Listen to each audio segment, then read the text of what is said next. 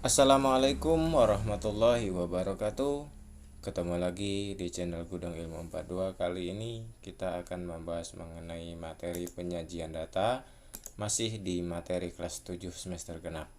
Fokus kita pada pertemuan kali ini adalah mengenai tentang cara menyajikan data. Cara menyajikan data, ya setelah kita mengumpulkan data, kita akan menyajikan data secara lengkap, ya kita sajikan. Agar data mempunyai makna, maka harus diolah dan disajikan dalam berbagai bentuk penyajian. Dan secara umum ada dua cara menyajikannya, yaitu menggunakan tabel atau daftar, ya, dan juga menggunakan grafik atau diagram. Nah, masing-masing tabel atau daftar dan grafik atau diagram ini akan kita bahas pada materi pertemuan berikutnya. Pada fokus kita pertemuan kali ini kita akan membahas mengenai cara menyajikan data. Ya, antara lain yang pertama seperti ini dengan cara menggunakan tabel. Kemudian ada juga dengan menggunakan diagram seperti ini. Diagramnya berupa diagram batang. Dan kemudian ada juga seperti ini berupa grafik atau diagram garis, atau bisa menggunakan diagram lingkaran seperti ini. Nah, dari keempat cara penyajian ini masing-masing nanti akan kita bahas secara rinci. Namun pada pertemuan kali ini kita akan fokus kepada tabel ini atau daftar ini, ya. Langsung saja kita sajikan data dalam bentuk tabel. Yang pertama, untuk menyajikan data dalam bentuk tabel ada 3 cara. Yang pertama, menggunakan tabel baris dan kolom. Tabel ini digunakan untuk data yang terdiri dari beberapa baris dan hanya satu kolom. Bagaimana contohnya? Misal seperti ini, ada sebuah daftar baris dan kolom penjualan mobil pada tahun 2021. Tabelnya seperti ini. Nah, di sini kolomnya adalah kolom tahun, kemudian di sini kolom banyak mobilnya, di sini barisnya, ya.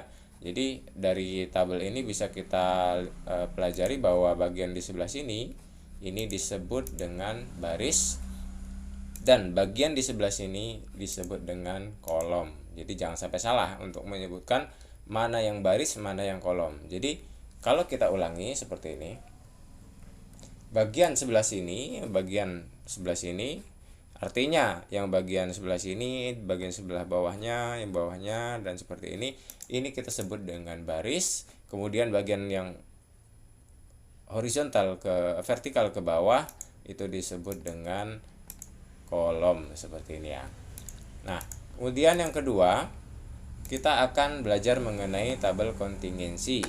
Tabel ini digunakan untuk data yang lebih dari satu kolom. Ya, kalau tabel tadi yang seperti ini tadi, tabel baris kolom, ini hanya untuk satu kolom, ya, beberapa baris dan satu kolom. Kalau untuk kontingensi ini dia lebih dari satu kolom, artinya 2 atau 3 atau 4 seperti itu. Saya contoh berikan seperti ini. Ini adalah contoh kontingensi dengan baris 3 kali 2, artinya terdiri dari 3 baris dan 2 kolom. Nah, kita lihat di bagian sebelah sini. Fokuskan di bagian sebelah sini. Nah, di sini ada 2 kolom, ya. Yang disebut dengan 2 kolom itu di bagian sebelah sini. Artinya dalam satu kolom, dalam satu baris ini ada 2 kolom, ya, ada 2 kolom. Ada kolom untuk jenis kelamin dan ada juga untuk kelas. Jadi jenis kelamin arahnya ke samping, yang kelas arahnya ke bawah. Jadi ini disebut 2 kolom. Maka kalau bertemu dengan bentuk yang seperti ini termasuk ke dalam tabel kontingensi.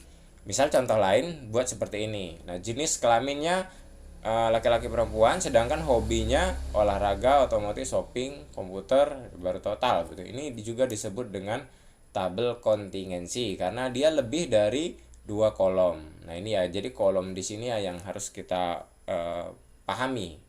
Berbeda dengan tabel baris dan kolom yang tadi hanya satu kolom saja.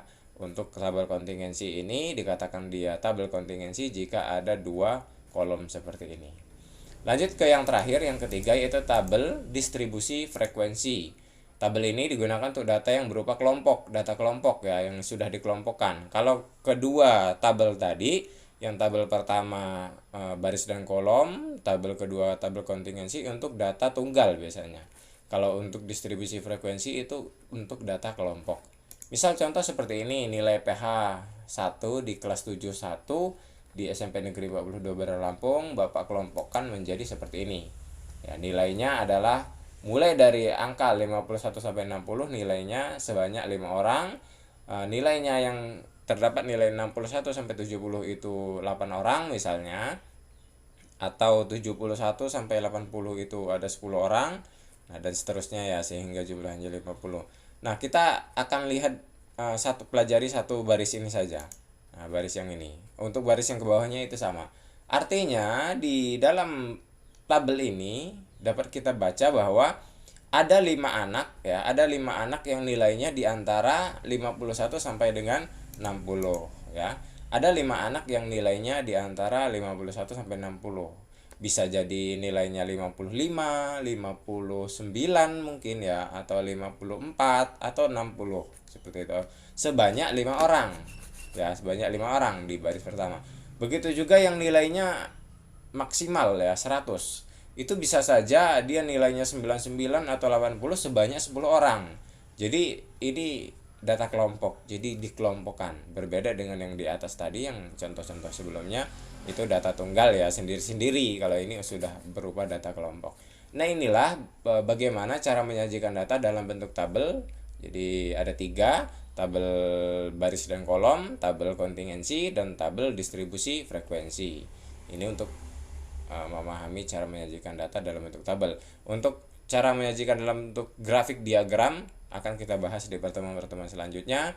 Untuk memiliki kemampuan dan kompetensi yang lebih dalam materi ini, silakan kerjakan latihan berikut ini. Coba kalian pahami dulu. Soalnya yang pertama adalah ini, dan soal yang kedua kalian akan membuat tabel daftar distribusi frekuensi seperti itu. Mudah-mudahan bermanfaat. Bapak akhir wabillahi taufiq wal hidayah. Wassalamualaikum warahmatullahi wabarakatuh.